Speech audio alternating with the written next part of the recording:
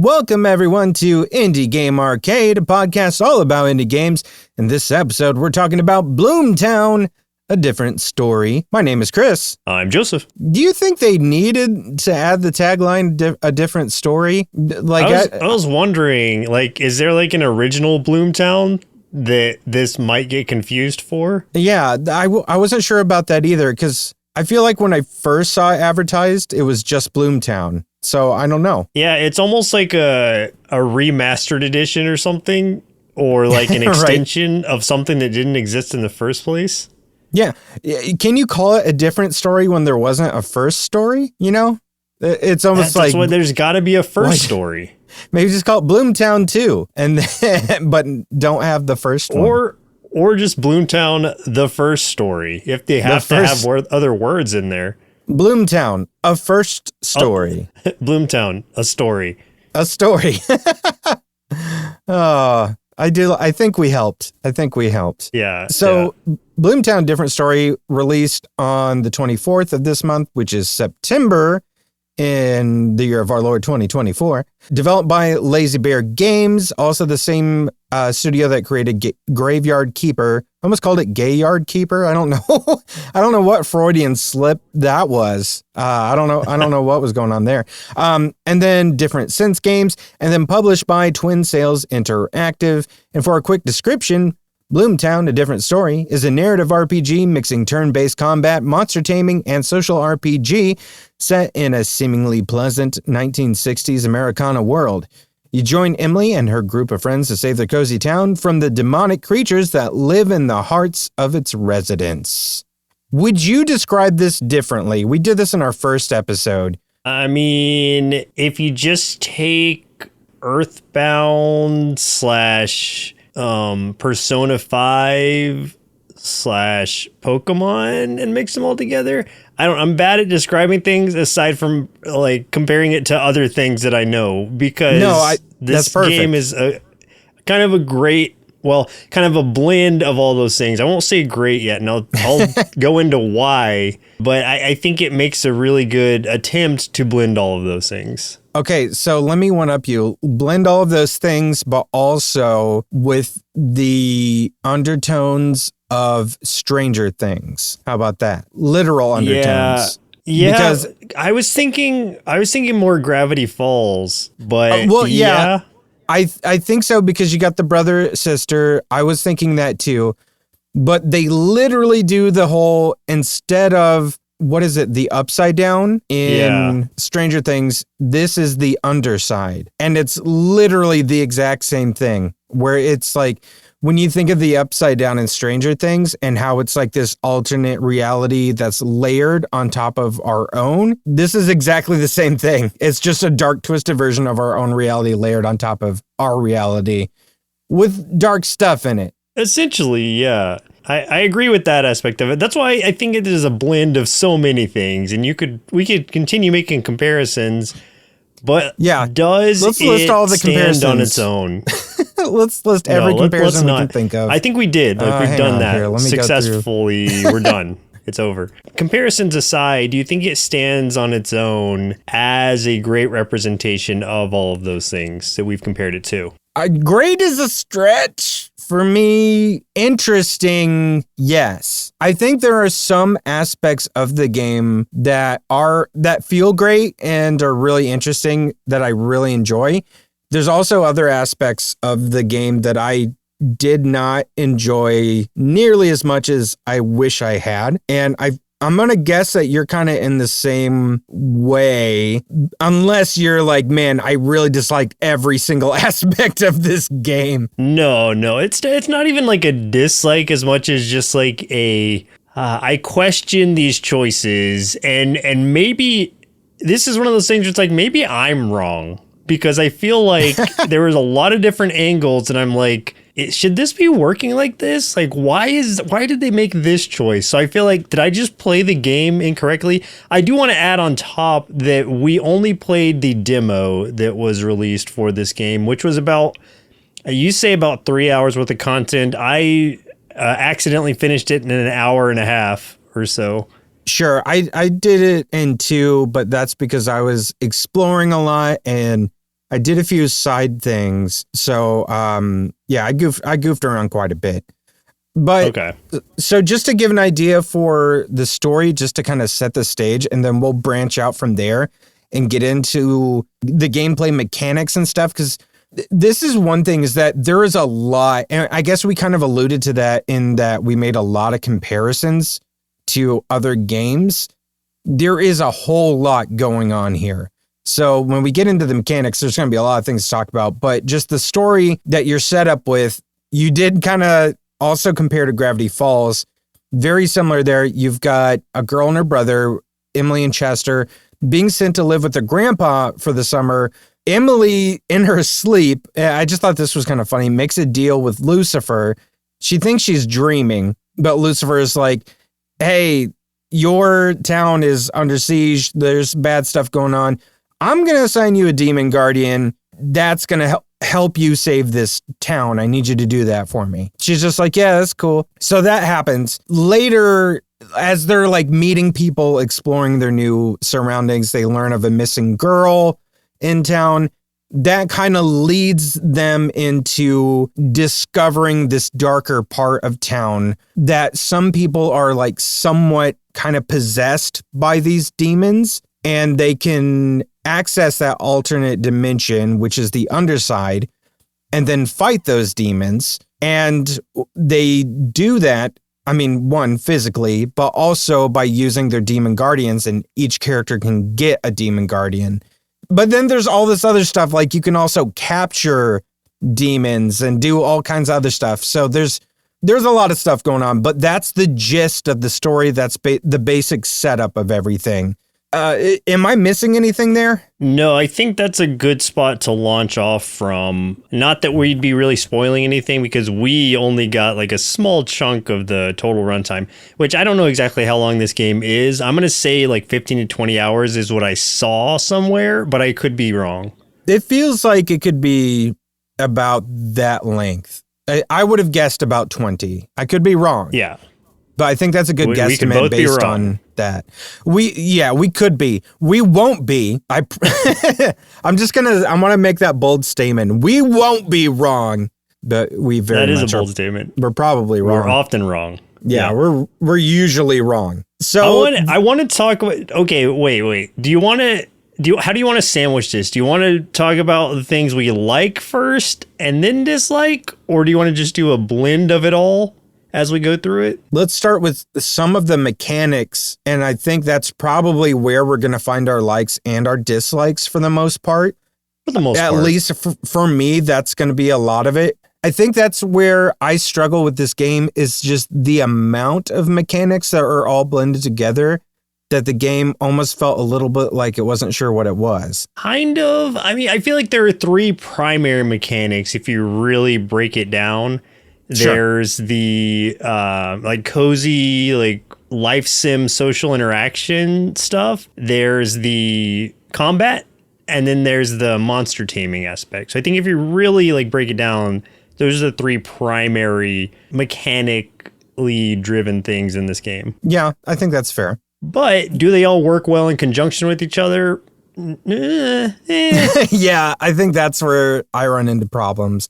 So let me tell you the mechanic that I did like, which is, and I will say this about any game that utilizes this, which is the leveling up of a skill that you're using. So per example, when you do, let's say, an action that causes you to have to use some kind of intelligence, or let's say you do a puzzle or something like that, then that levels up your intelligence, and it is not contributing to like all your other attributes. Like those are all leveling up separately.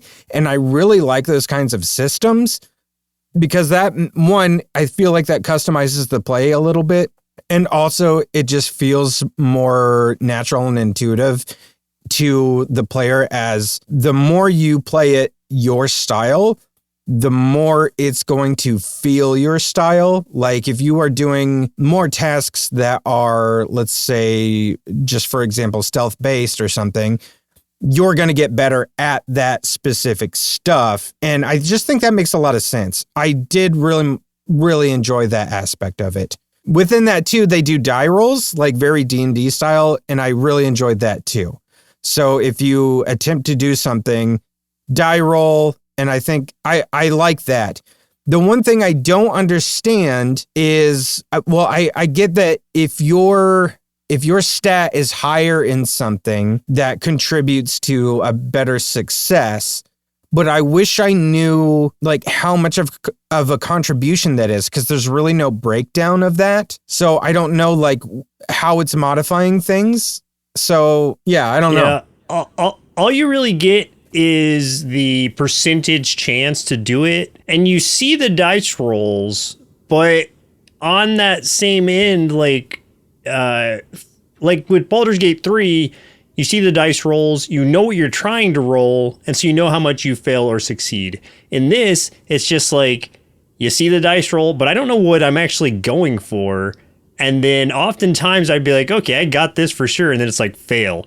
I think I failed every single skill roll I did, even if it's the one that I pumped all my points into. So I'm like, what is happening? How does this game even work? Because like, it's just like the probability is so harsh in this game. And that carries over to combat for me strongly, but I'll talk about that more when we get there. But yeah, I don't think I passed a single skill test. You don't have to. The unfortunate part is that you only get one chance to do them, and then it's like, well, that's your choice, whatever happened. So let me tell you something. I passed almost every skill check I did. Like literally just about every single thing I tried. I think I failed once, maybe twice. I have no idea why, but I think I passed almost everything. It's just like luck of the die roll, I guess, because I wasn't rolling like snake eyes or anything. I was rolling numbers. I just didn't know what number I needed to be rolling, and I kept rolling under whatever it was supposed to be. Sure. Yeah, so, I think that's a fair criticism. Yeah, so it's just like, one, tell me what I'm supposed to be rolling. Two, like, if I'm failing, tell me how much by. Like, am I close? Was I way off? I don't know. Yeah. I had to have been close on some of them because it's just like nothing was like connecting where it's like you're contributing to these things and it's helping you. I wasn't getting that sense in any way because I didn't see any kind of bonus applied to anything. The big issue that I had was that the tutorial for battles is locked behind not a main quest, a side quest. So you are following a main through quest because you're getting a lot of like story-based objectives and things. So even in this demo, that's what you're getting. But you're also getting a whole bunch of little side quests and stuff as you're going along. I ended up getting into a battle at one point, just starting, and I had no idea what I was doing.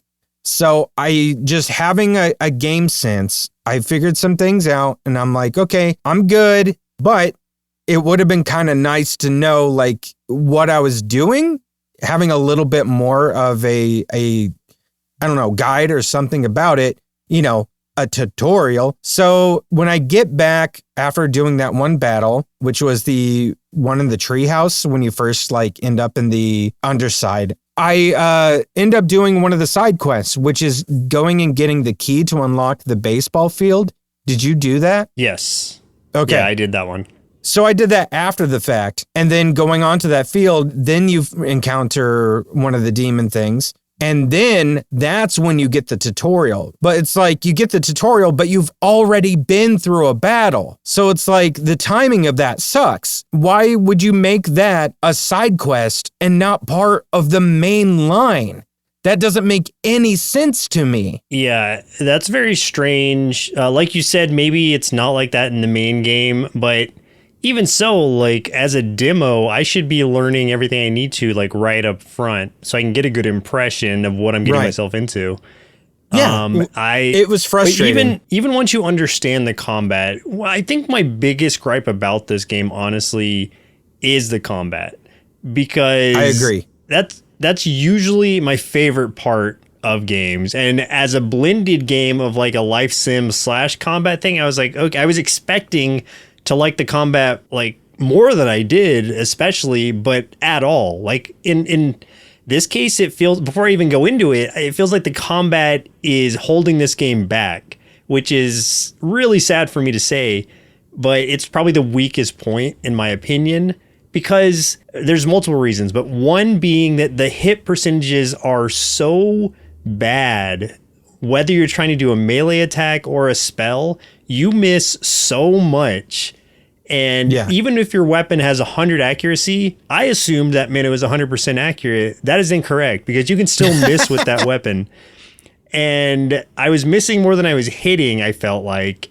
And even like the elemental attacks from demons, which seem like they're supposed to be the main focus, I get that, weren't reliable either and still missed. So it's like, it was reminding me of the like worst Pokemon battles where an enemy is just using double team over and over again until they get like max evasion and nothing is connecting. But that's every battle. And that is so annoying, because it's like, I understand that you want me to like start trying to use my elemental stuff to chain things together and make these different things happen. But if I'm missing with things, how can I do any of that? And if you don't want me to focus on melee attacks, just make the melee attacks weaker, but make them connect. Like missing is the worst part of a combat scenario, especially if it's happening so frequently for no apparent reason, even if you have like supposedly good accuracy on your weapon. So it's not, I don't think every hit should land. Like, sure, like misses happen in games. And I just have never felt as like offended, I guess, by the amount of misses in a game that I've played, period, up to this point. I don't feel like any RPG has ever had so many misses per single combat, especially so early on. So it's like that for me was really kind of ruining the flow of combat. I was feeling very similar in that I felt like the percentage was pretty bad. And just to kind of run with what you were talking about, I remember specifically getting into one battle where you get into like how these battles are set up is you have your team of, I think it's honestly supposed to be 4. I've seen people with 4 on their team watching other people play it. I don't know how many you had, but the first battle I got, it was all 4 of our characters. But then after every battle, like the first battle, right? All 4. Every battle after that, for some reason, my other girl would never be a part of it, so I only had 3 the entire rest of the demo. I don't know what happened. Oh, that feels like a bug, because I had 4 the whole time. I had 3. I don't know what happened. The one would not join, no matter what I did. I couldn't do anything about it. So I ended up in this battle against, I can't remember what kind of demon it was, but it had 2 demons behind it. How a lot of this works is, if there's a demon in front, there's always like multiple demons in a battle, right? There's one in front who might act as kind of a tank, and you can't hit the 2 behind it unless you use very specific attacks. Yeah, like ranged attacks. Yeah, Chester's got like that gun, but it has like that limited amount of ammo, so you can only use it like 5 times. This specific one was being flanked by those 2 like flying toe demon looking things. And what they were doing is constantly casting a spell on the one in front that was raising its evade over and over and over. And then when I finally did get a hit through, they would heal him. So that battle, I'm not even kidding, that battle took me almost a half hour to get through. By the time I did, I had no SP left and no more items to like raise their SP again. I had to leave the underside and like I had to like leave the progression of where I was in the game, because like that one battle completely wiped out everything that I could do to move on because of how bad it was.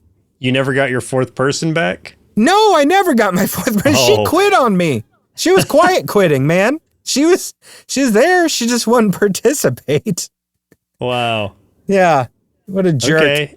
But I know the battle you're talking about and how annoying it was, but with 4 people, it's manageable. With 3 people, I couldn't imagine. It was awful. It was the worst. So that was happening. That made me very upset. Here's one of the other things that I noticed that made me very upset as well, is when you do certain demon attacks, most of the demons attack with a very elemental based spell, and it'll tell you too, like when you use one, it's like combo this with like, something else. And it'll tell you when you read the info about whatever spell, it's like, if you use this spell in combination with this one, it'll do more damage. So I'm like, oh, cool. Like if I put burn on this one guy and then I use this one, I forgot the name of it, but it looks kind of like a wind icon for the spell. If I do this one, it's going to do double damage. That's great. So I'm like, cool, put a burn on. And then the next one, I'm going to do that wind spell. As soon as I applied the wind spell, the burn spell was gone. It was just like burn gone. And I'm like, burn was supposed to last 3 turns. What the fuck? I think the wind just put out the fire. So what is this? What is this system supposed to be? This was driving me nuts, man. I think this game steps on its own toes a lot, trying to do more than it's capable of successfully. And it sounds like there's still bugs, at least in the demo, since you didn't have your 4th member for some reason. Right? Can we talk about the monster taming aspect? Since we were talking about Pokemon earlier, sure. I want to, and maybe you can educate me here, but from my understanding, the only way you're able to capture something is if you like stun everything that's currently in the battle, and then you can try to capture one of those things, or at least like take out the rest of the stuff and then stun the last dude and capture them. But stunning felt like unreliable, like it was kind of a random thing. Unless there was a specific skill that stunned that I just didn't see. It felt very like I know I captured like one thing because that was the tutorial part. But after that, I didn't even get an opportunity to capture anything else for the rest of my playthrough. You are correct in how it works. But yeah, I don't know another way to stun them other than random chance. I was able to capture a few. The only way I can think of is, and I don't know that this is accurate, so I'm just spitballing here because I have no idea, is if there are several of the demons have weaknesses to specific elements. And like I was saying, the demon guardians that you use, because each character, as I said way earlier, is assigned their own demon guardian. So if you use, I'm going to guess, if you use a fire spell on one of the demons you're facing that is weak to fire, my game sense logic is telling me that would increase the risk of stunning them, but I might be way off base. But that's just my guess. Yeah. And I stunned quite a few. I think I captured 4 total, but yeah. And then I found out later, and this was like just me watching. So I played through the demo. Then I watched some folks play the actual game. I didn't see anyone run into the stupid bug I had where my one girl just gave up on me. But I saw 2, and I just thought this was really interesting. Just other aspects of how the demons can enhance play and why you want to capture these demons that I don't think we got a really good explanation for in this demo. And some of that is, one, you can assign multiple demons to yourself as your guardians. I think 2 total. Yeah. They also boost your stats. So whatever stats those demons have, those stats will apply to you as a character as well. The thing that I think was not in the demo, at least I don't remember that, and was in the full game, is that you can fuse demons, and it basically destroys one of the demons, and then it adds some of their stats and stuff to one of the other demons, like destroys one, boosts the other. So you can make some of the demons like more powerful that way. And I thought that was kind of interesting. What was kind of lame though, and what I would like to see, especially having played some cassette beasts, I feel like they missed a really cool opportunity to like create a new demon by fusing the two instead. Like, I don't know why they call it a fusion if they're not actually fusing. It's more of just sacrifice or transference or something. Like, yeah, I think of cassette beasts and how you fuse and it makes something completely new, and that how cool that is. right. I think the only thing I can imagine is that I don't know how many total demons are in this, but if there's a ton to try to make a combination for all those, there's not a ton. Okay, well, I think it's 50. I mean, that's a lot, especially if you're combining all of them. Yeah, that would be a ton of different combinations. I mean, yeah, I mean, it's 50. I just wish like you could make more. Like, if you're going to call it fusion, make it a fusion, Yeah, I get that Shout complaint, Tucker but also, those things, man. Like, but also like, it's just there's only so much pixel art that they're going to be able to like afford to make. Like, that would be so many. I get your point, but that doesn't bother me as much because I understand the limitation there. Because the pixel art, I do want to point out, is like amazing in this game. Yes. Like, that's easily this game's strongest feature. It's got this great balance of like nostalgic charm and like a modern polish that has a very cozy feel to it on the one end. But then on the other side, it's like, oh, it's getting real creepy. It kind of felt to me like the way I felt playing Beacon Pines. Oh, which sure. is just like the real cutesy part, and then like the seedy underbelly of things, except obviously more leaning towards demons in this case instead of like the conspiracy stuff. Yeah, I would 100% agree with that. I think this game looks gorgeous.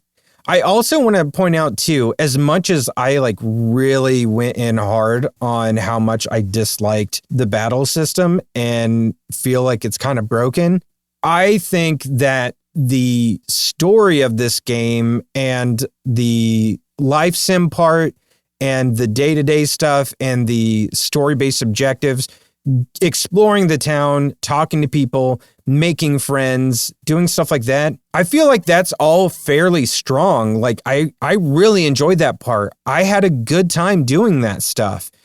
It just feels somewhat divorced from the rest of it to me. And I did a lot of it. Like, I didn't even get to the battle stuff till like, I think the demo I took maybe a little over 2 hours to get all the way through. I don't even think I got to a battle until like 45 minutes in. So it just seemed like there was something off about the pacing, or just it's not blended as well as it could have been. And again, I just want to preface, this is the demo. Maybe things are different in the actual game. Kind of want to say it's not, because I did watch someone play and it looked completely the same for the most part. But I really feel like what I want to call the overworld stuff feels very strong. And I also really like the mystery aspect of it in the beginning, where you're like learning about the girl and you're kind of like exploring the town and trying to look for clues and find stuff. And there's like a lot of side quests and other things to do. And that to me felt more interesting, especially having done the battles and not like the battles. I was like, man, I just want to go up top and like look for stuff and like talk to people and see what they're up to. Like, I was way more interested in that stuff after that. Yeah, I think that the game could easily be fixed for me if they just adjusted some of those mechanics to where they weren't so unnecessarily punishing, in that it's so random and seems to favor like the bad end of random as far as like the missing and all of that goes. If they just like adjusted some of that stuff, I feel like this could really clean the game up for me, because it wasn't the story that I wasn't enjoying. It wasn't the graphics. The music was great. It was just the mechanics of the things that they were trying to do just really felt not great. And that hampered my entire time with the game. And I only played an hour and a half of it, and I still got a real strong feeling of like, this game is just continuing to like kick me in the face the more that I play it, because it's doing I was thinking like, maybe it's just like, one battle's like this, or maybe I just got unlucky that one battle, but it's like, no, it continued like that. There were probably at least 5 to 10 battles. I don't know exactly how many that I went through, but they all suffered from that same thing. And they just became more frustrating than they were fun. I do want to point out, too, that I think that the game has a really good sense of humor, and I enjoy that. Like, it's a very playful game, and I think that that is a real strong suit. Like, it gives it a lot of personality, even to the point of, like, when you are going to start a battle, there's even funny moments there. So when you go up to a demon to go battle it, you slap it in the face. Yeah. That made me laugh every time. It will come slap you, but it's just like that slapping to enter a battle, like basically like declaring a duel against something is funny. Yeah. And I like that there are repercussions for your actions. So on the life sim aspect of things, like I said, I failed all the ones I did just about. And one of them was the initial one where it's like, Grandpa sent me to get some bread or something at the store. I went and got the bread, but he wanted his change back. So I tried to convince him that he didn't ask for his change back so I could keep it. And I failed that check. And so he's like, man, like you come here, the first thing you do is try to steal from me. Wow. And then like that comes back to me later after I did something else for him. He's like, I was going to pay you for this, but since you tried to rob me earlier, you're not getting any money for this quest. Yeah. That's crazy. I didn't realize that would happen. Yeah, so some of those things do have, like, you will be punished for your bad deeds if you fail roll. So just know that. And like I said, you can't redo them. So if you have to really decide whether you want to dedicate yourself to a roll that has a low chance, because if you fail it, you messed up. One of the initial ones is like you can call the museum on the phone. Oh, yeah. You can try to convince them that you found like an artifact or something. It's a low roll chance. I didn't try to do it because I was like, no, it's like a 20% chance. There's no way I'm going to try this. I convinced them that, one, I have a dinosaur in my possession and that I also have possibly a priceless impressionist painting that I can sell to them. So then later as like side quest stuff, I can go and buy a toy dinosaur. And also I am like looking around trying to like find someone that can make art. And like I hear about a guy, like an old guy that like hangs out in the park all the time. So I go out and talk to him and I try to convince him to do a painting for me, but he's like, give me $3 and I'll do it. But I didn't have $3, so I was like, all right, I'm coming back to you later, man, because I'm going to sell this for so much money. I never got that $3, but I love that. Like, that stuff was really fun to me. Yeah, the life sim aspect of it is the highlight for sure. Like, I had some bad rolls, but that doesn't mean that they're all that way. And even if you do fail the roll, the story still progresses and funny things can happen because of that. So it's not much like Baldur's Gate 3, like, sometimes it's funny to fail a roll because just to see what the outcome is on the other side of it.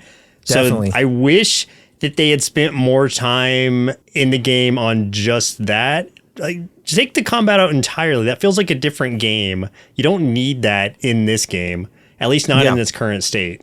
The characters are all really good too. Like, all the characters are full of life. They all are interesting or quirky or funny or just have a lot of cool aspects to them. I really like the dog. I can't remember his name, but the idea that the dog just starts talking to you in English and then they're just like, wait a second.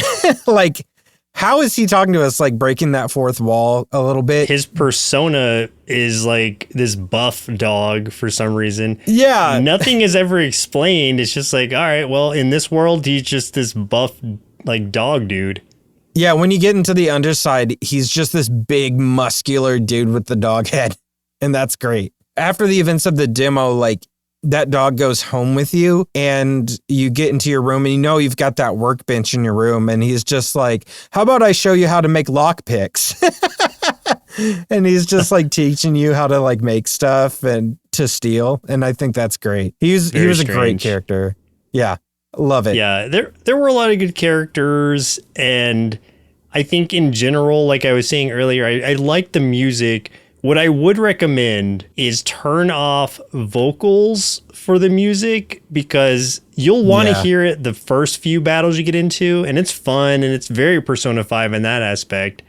But after a while, it just doesn't feel right for it. It gets a little bit annoying, and it doesn't feel right for the tone of the game, or at least the pacing of the game for me, because like the pacing of Persona is like, action packed and fun and like, everything's bouncy, but this game is not like that. This is like a chill, like cozy game. So having that music in the battle scenes where the battles are just turn-based and you're kind of slowly moving back and forth like that, it doesn't feel like it fits right there. And that's nothing against the music. The music's great. It just doesn't feel right for this game. So I would recommend turning the vocals of it off, which you can in the settings menu.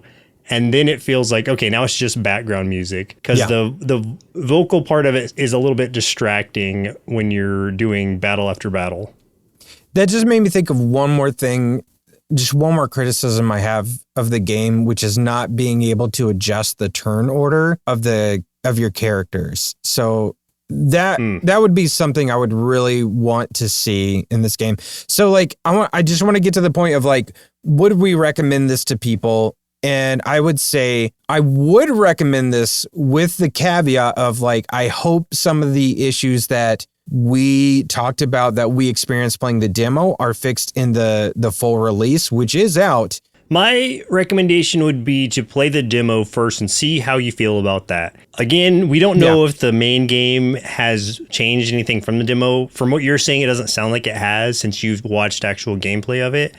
But your mileage may vary from ours. Like, play the demo, see if you enjoy that much of it, because I think what you're getting yourself into with the rest of this game is going to be kind of compartmentalized in the demo, and you'll know whether or not the combat flows well for you, you like the live sim aspect, it's the monster taming, et cetera, et cetera. Maybe you're just paying more attention than I was, and there are things that I missed, but I think that overall, if you enjoy the demo, you're going to probably really like the game. And if they fix some of the things that I had issue with in the demo, I might really enjoy this game too, and for the long haul. Yeah, if they fix some of the things, I would buy it. So like and some people are probably wondering, why did we play the demo and not just buy the game? One, we had to prep for this episode because we were like, let's do this one. It's a really interesting looking game. We had to prep for this before the game released. So we did the majority of our game playing before the release came out. So as of recording this, the game's only been out for a day and a half. Reason number two, wasn't sure if this was going to be a game that we, did want, and dropping $30 on a game. Yo, we got lives. We can't always just throw the money down, especially, in this economy. So we were being careful, and I'm glad we were, because as it stands, I'm not invested in buying it yet unless I see a few improvements. But overall, I think it's a really cool game. It just really needs a few tweaks here and there to make it a great game. Ultimately, I think, a demo's job is to sell us on the game, and I just wasn't sold from what I played. But that doesn't mean that it can't become a game that I really do enjoy at some point. It just, right now in this current state, is not, unfortunately. Yeah. What other indie games have you been playing this week? I know you've been playing Dicefolk again, because you were doing it right before we recorded. Yeah, like literally right before. You interrupted my session to record this. But I'm always interrupting sessions. I know. I'm playing through Dicefolk again and Shogun Showdown. What I'm trying to do is get the true ending of both. There are paths to get there after you've beaten it, so many times. There are like direct paths to say like, okay, I need to beat this same thing, or in different ways, like 7 times or whatever the case is. This trial mode, just to see like a true ending. I don't know what it is. I don't want it spoiled for me. I'm not going to look it up. I just want to play through it because I feel like I owe that to the game to finish them, because I've had such a great time with them. And I'm in such like a good skill groove with both of them that I'm succeeding on most of my runs. As it's getting harder and harder, that's getting a little tougher. but I'm still winning the majority of them. I have 2 more to go with Shogun Showdown out of 7. And then I have, I think, 4, maybe 5 more to go on Dicefolk out of 10. So it's like I'm getting there, and I'm still enjoying myself as I play through these because of the randomness of the roguelike. Aside from that, I also purchased UFO 50, which came out very recently. Oh, yes.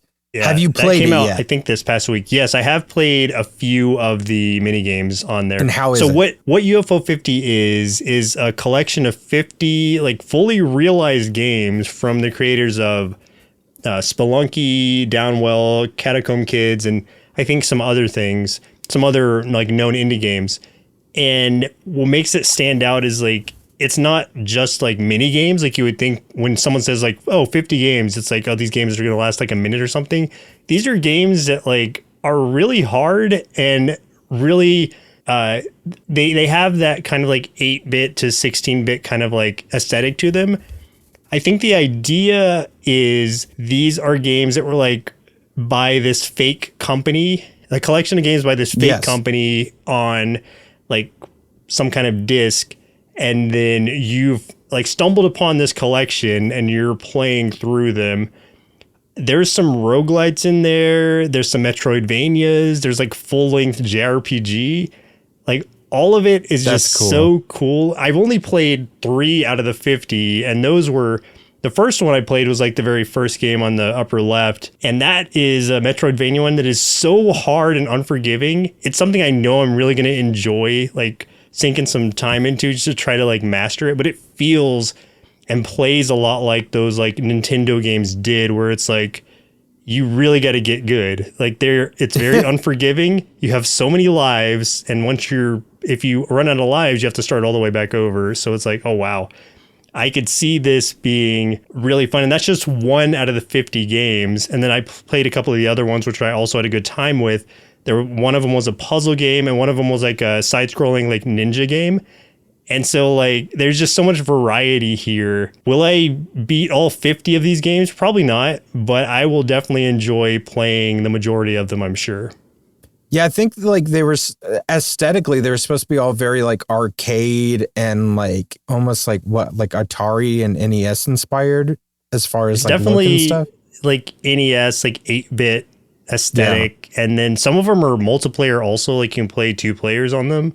Wow. Okay. And yeah, so it's like an obscure 80s video game company, a fake video game company that's created these, and they feel so like authentic. And so UFO 50 is what I have recently picked up, started playing today, and I've had a really good time with so far.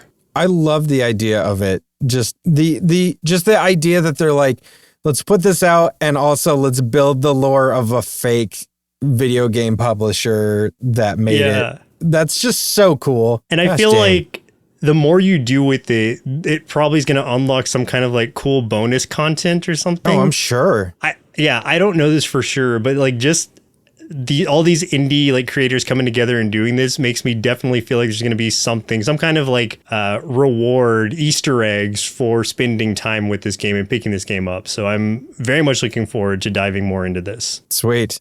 Yeah, I was really interested in it, so hopefully I can get to watch you play a little bit of that sometime. That sounds great. I've been playing also a little bit of Shogun Showdown still.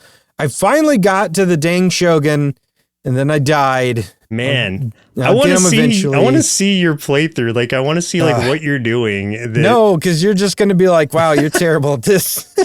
I don't need that. No, but like I've seen you and I played Dicefolk with you, and you're very good at that game. So I just cannot comprehend like why Shogun Showdown is like such a barrier for you. I have no idea. Like I've barely ever lost at Dicefolk. I think I've only lost twice. And Shogun Showdown, I lose everything. It's like I'm cursed. I'm cursed. I've also been playing. Well, I last week I was talking about how I was playing Killer Frequency. I just finished that, and man, did I got spooked, dude. Like I got so scared. I was so scared playing that freaking game. Oh God, yeah. The full Let's Play will be up eventually. Like it's gonna be in a series of 4. But like I got so scared. You don't see me on cam, but like you're gonna hear me so scared that you're gonna have a great time. I promise. Nice. I also have been playing Pirates Outlaws on my mobile, on my Android. Pirates Outlaws is something that I actually had wish listed on my Steam.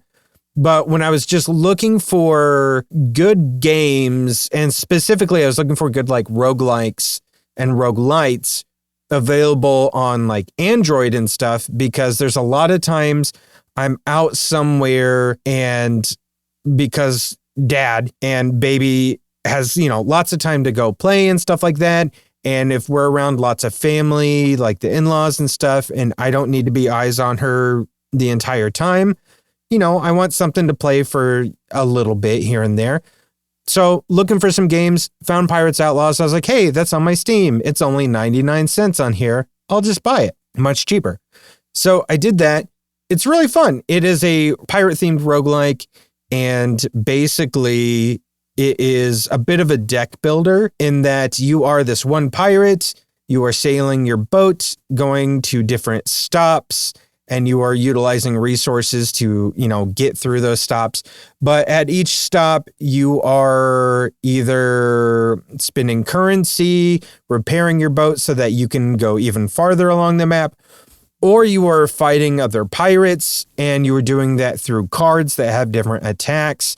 Also, like going to merchants and buying more cards and buying relics and stuff that give you like passive upgrades and skills and things like that. So it's a really fun little game. It's a great little roguelike. There's a lot of content to it to just keep like playing and playing and playing and unlocking different things. Like you can unlock all kinds of different ship designs and weapons and more locations and stuff to go to and fight new stuff. So I cannot play things on mobile. I play so many video games normally that I just can't. I have to make myself, not that I have anything against it, I just have to make myself not play mobile games, because otherwise I know I would sink time into that. And I did when it came to solo leveling, when that mobile game came out. I sunk hours into that game, even though it's like a cash grab, one of those. It's exactly what you would think it is as a free-to-play game. But I just love solo leveling so much. The anime and the manga that I had, or the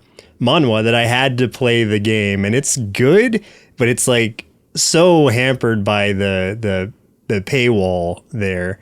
And you just have to know what you get yourself into with these things. That's a problem. I get bogged down when there's big paywalls and stuff like that. That bugs me. But there are some really good mobile games out there. I really like Night of the Full Moon. I've played that a lot.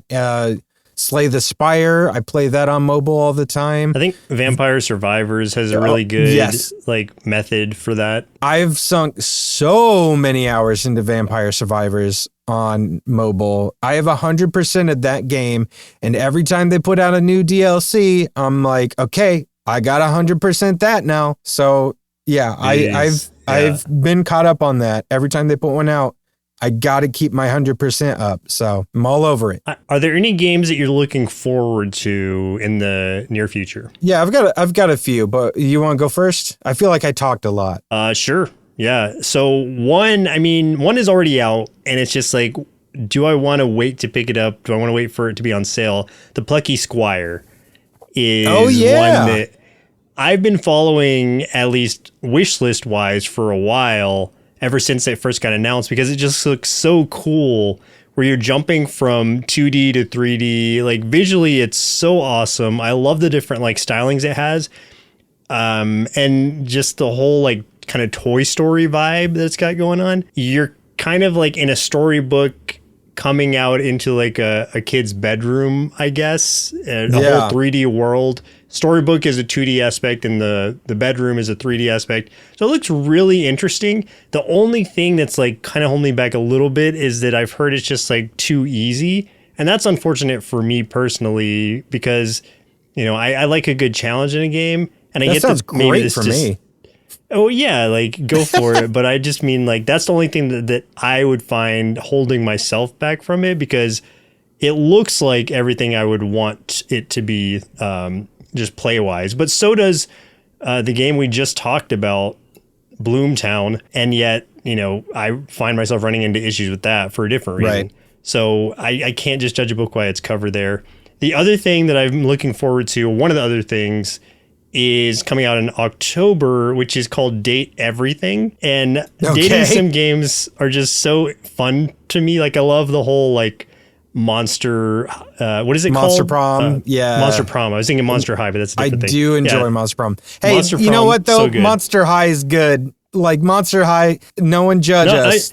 Monster High is great. Monster High is so cool. Yeah, that's a great property. But that's, if you ever listen to our previous show, Cartoon Boom, you would know how much we love Monster High. Absolutely. But Date Everything is like a sandbox dating sim set in just your own home. And you're kind of like, I know this game. I know what you're talking about. Yes. Yeah, there's like 100 different dateable characters, but they're things that you're like making, I guess, human or making like human-esque. They all become like, anthropomorphic, like a table lamp and stuff. It's like your bed, your smoke alarm, the table, like everything is becoming something dateable. And that's just such an entertaining concept to me that I think that's going to be a lot of fun.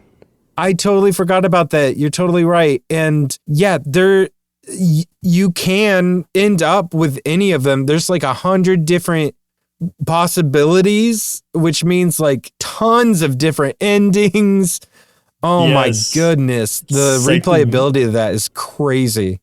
Right. Will I end up with a smoke alarm? Here's hoping. Oh, I'm thinking washing machine, man. Oh, man. Yeah. You know how much that thing wiggles when you put too big of a load in there, you know? Wow. I'm just saying. But yeah, those are a couple things that I wanted to call out. There's so many. You mentioned those. We could have like a whole episode on just things I'm looking forward to, though, because there are so many amazing indie games coming out all the time. Well, Plucky Squire was one that we even considered doing it for this episode, but we were just like, we were gonna wait on that because we didn't want to pull the trigger on buying it yet. So we were we were just like, you know what, this one's got a demo. Plucky Squire didn't have a demo that was available at least anymore. Otherwise, we probably would have done that one. So maybe we'll do Plucky Squire in the future at some point. We'll see. It looks great. Like I'm rewatching some of the stuff on it right now, and it's just like, even if it's a little too easy for my usual liking, it still looks like something I can have like a chill time with and enjoy. Yeah. One of the games that I've got 3 that I want to mention. 2 are coming out relatively soon. One of them is, I have no idea, but it was just announced recently. But the first one will be out, I think, by the time this is live, which is called Rogue Waters. This is coming out on September 30th. This is a tactical turn-based RPG all about pirates. It is... you're just in some kind of weird pirate mood. I'm in a pirate mood, I guess. But it looks really good. It has ship battles, sword to sword, like hand-to-hand combat on ships, actual tactics-based. Oh, it's turn-based. Cool. I've never seen this before. And you can summon sea monsters to aid you in battle, which is so cool. Of course it looks so awesome, man. I'm watching a trailer of it right now. It does look really cool. This might be a pirate game I can get behind. For those that don't know, Joseph just has some weird thing against pirates for some reason. I just think pirates are boring. Generally speaking, I think pirate properties are boring. You're boring. Like, pirates are so cool. No, you know what turned me off of pirates was, what is that game? Sea of Thieves? Sea of Thieves. I know, you hate Sea of Thieves. It's just, I don't, hate is such a strong word. I just don't like, I don't it. enjoy playing that game. It's just, I like it. I've tried it multiple times and just have never had that great of a time. I just like chilling in it. I like chilling in the world. But this looks good. It's a rogue, is a tactical turn-based. It's just, it feels fun. It looks really fun. There's also Menace from the Deep, which comes out November 11th. This is a very Lovecraftian-inspired roguelike deck builder. And just looking at the artwork itself was enough to sell me. The fact that it is a deck builder, which is my favorite type of roguelike. And it's Lovecraft, man. It's Cthulhu stuff. it's all up my alley. I've been waiting for a game like this, and now we've got it. So Yeah, it looks like Slay the Spire Cthulhu style. yeah, it looks good. The last one I want to mention, this is just been announced, so it doesn't have a release date. And this is way different than the other two. This is called Tanuki Pawn's Summer. And you play as a little chubby Tanuki who works as a part-time mailman, delivering mail on his little BMX bike so he can raise money to repair his shrine before the Tanuki Festival at the end of the summer. It just, like, if it sounds like a cute little Studio Ghibli kind of thing, that's the reason why I'm like, yeah, this looks great. It kind of looks and feels like that. It's got that vibe to it, but you're a little Tanuki doing BMX stunts on rooftops, delivering the mail, and then repairing a shrine. It's just sounds super fun and cute. So I'm into that. Yeah.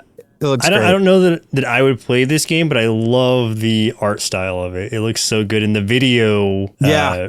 About the trailer, I guess, video looks fantastic. Yeah, it looks like it's got like quite a few like anime inspired cutscenes and stuff, which really does a lot for it. And yeah, it looks really fun. So I'm really into that vibe. Yeah, looks good. So with that said, I think that's going to be it for this episode. Thank you all for listening. And if you did enjoy it, please do us a favor.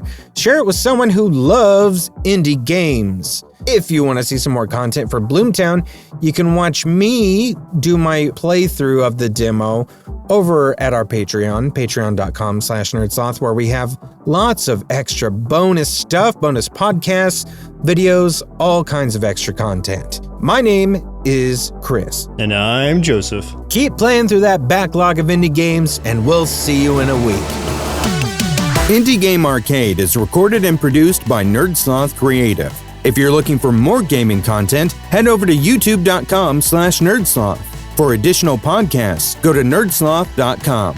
If you'd like to support the show, there are multiple tiers available at patreon.com/nerdsloth, with hundreds of hours of bonus content from everything we do at Sloth Creative, including bonus gameplay videos of the games we talk about on the show. The theme music for the show is Retro Game Tapes by Audio Lime. If you'd like to get in touch with us, or if you're an indie game developer and would like us to consider reviewing your game, send us an email to podcasts@nerdsloth.com with the subject line Indie Game Arcade.